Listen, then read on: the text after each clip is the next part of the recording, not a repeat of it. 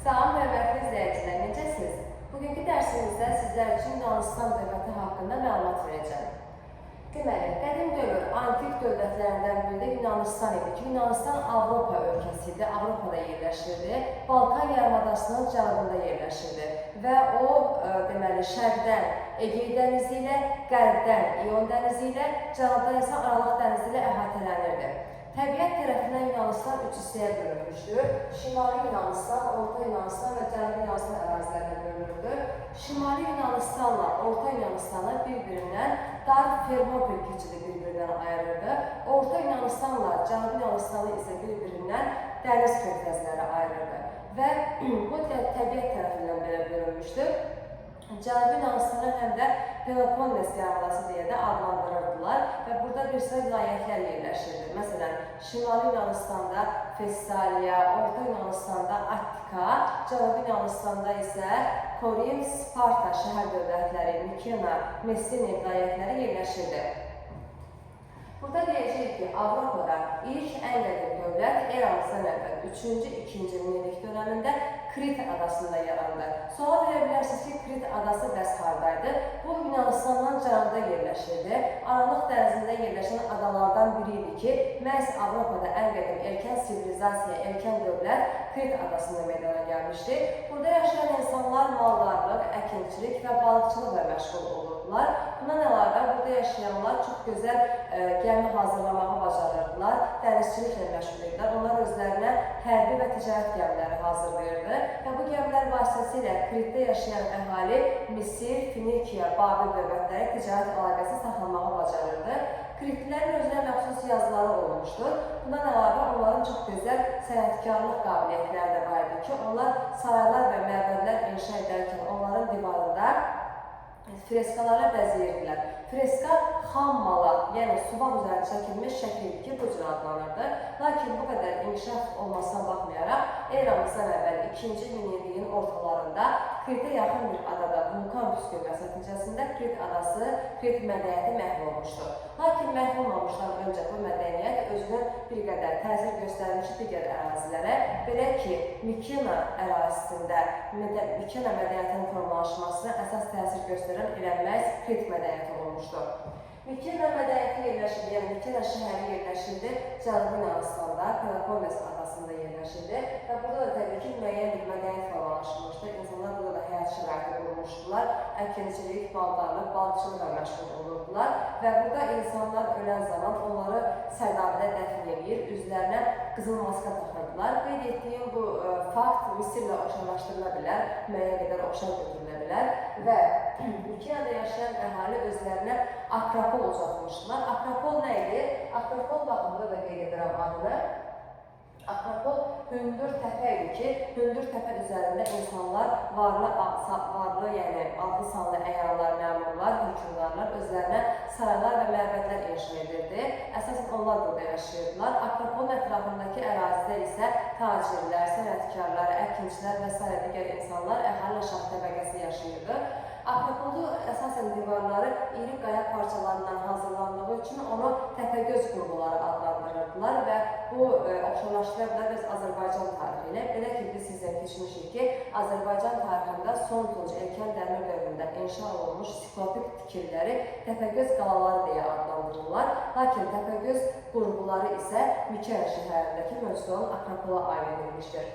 Lakin bu da təbii ki, bu qədər inkişaf olmasına baxmayaraq, eramızdan əvvəl 2-ci minilliyin sonlarında, eramızdan əvvəl 12-ci əsrdə Dori tayfalarının Mikena şəhərinə hücum etməsi nəticəsində bu şəhərin varlığına son qoyulmuş, Mikena mədəniyyəti məhv edilmişdir.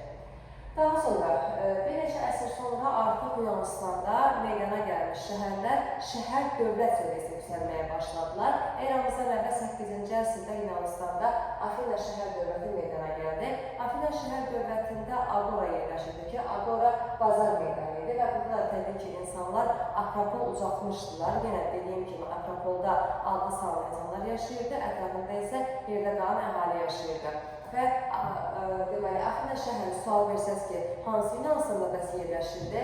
Afina şəhəri yerləşirdi uşaqlar Orta Yunanistanda. Yəni, Orta Yunanistanda Attika adlı vilayət var idi ki, Attika vilayətində məhz Afina şəhər dövləti yerləşirdi. Afina şəhər dövlətində biz deyəcəyik ki, yaşayan insanlar özlərini iki qrupa ayırırlar, aristokratlar və demoslar. Aristokratlar öz hakimiyyətlərini aristokratiya adlandırırlar, yaxşıların hakimiyyəti adlandırırlar. Aristokratlar bəs kimlər idi? Nəsli məlum olan zadəganlar idi, hansı ki, varlı, adlı sanlı insanlar aristokratlar adlanırdı.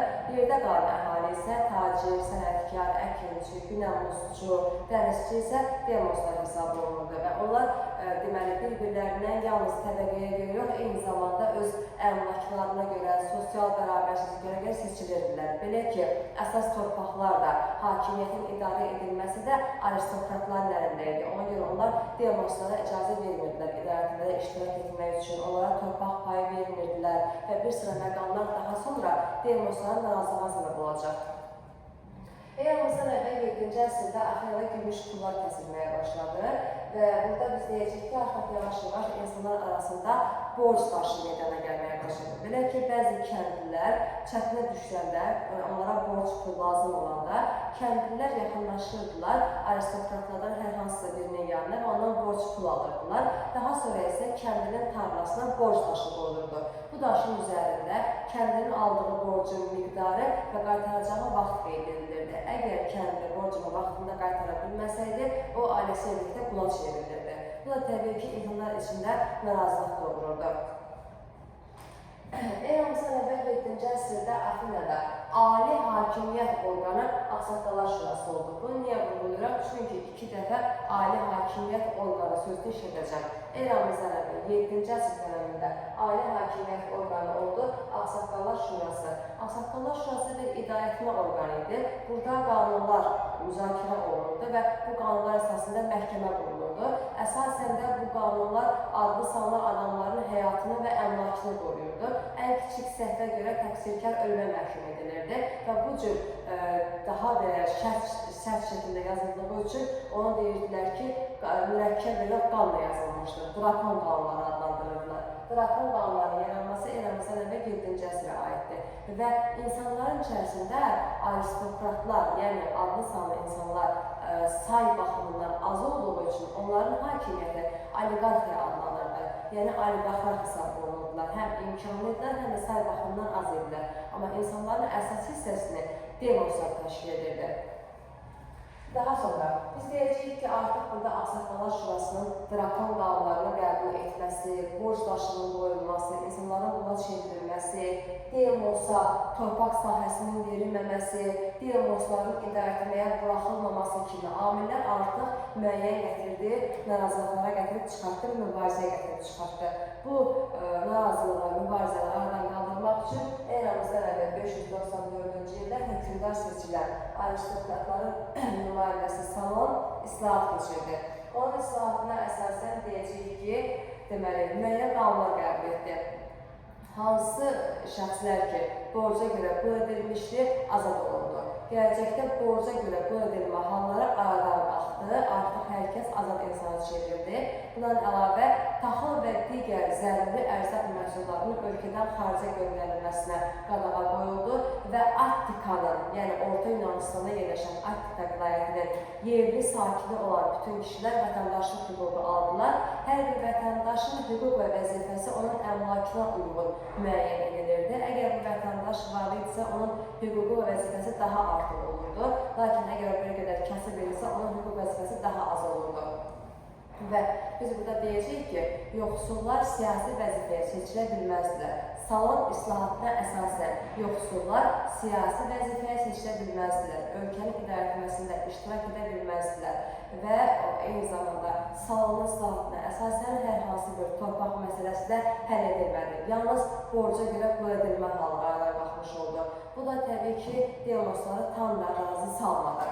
Və salon islahatları nəticəsində Afinada tiraniya yarandı, tiranlıq yarandı. Sual verə bilərsiniz ki, müəllimə, tiranlıq nədir? Baxın, əgər salon islahatına qədər zaten ən yaxşı insanlar, varlı insanlar, adlı sanlı şəxslər ölkəni idarə edirdilərsə, bir toplu halda, bir belə deyim, 50 nəfər, 100 nəfər halında ölkəni idarə edirdilərsə, salon islahatından sonra artıq bu aristokratlardan biri zorla bütün hakimiyyəti ələ keçirdib ölkəni idarə etməyə başladı. Yəni bir varlı şəxs ölkəni idarə etməyə başladı. Bu da təbii ki, həm bütün varlıların, həm də aşağı təbəqələrin mənafeyinə uyğun deyildi.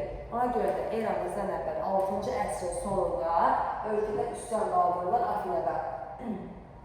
Tiranlığa son qoyulur. Həmin o bir varlı şəxsi durub taxtdan salırlar, tiranlığa son qoyulur və Afinada xalq yığıncağı artıq ali hakimiyyət orqanına çevrilir. Bu dəfə biz deyəcəyik ki, 6-cı əsrin sonunda xalq yığıncağı ali hakimiyyət orqanı oldu. Nəyə görə belə deyirik? Çünki əsas qanunların müzakirə edilməsi və qəbul edilmə səlahiyyəti xalq yığıncağına həvalə edildi. Xalq yığıncağı orduya və donanmaya başçılıq etmək üçün strategiya seçməyə başladı. Strategiya bir vəzifə idi ki, orduya və donanmaya başçılıq edirdi. Artıq burada biz deyəcəyik ki, 6-cı əsrin sonunda Afina ərazisində demokratiya yarandı. Quldarlıq demokratiyası yarandı. Çünki quldarlıq quruluşundaydıq biz bu dövrdə hal-hazırda və demokratiya vardı. Xalqın səsi, xalqın yığıncağı vardı burada.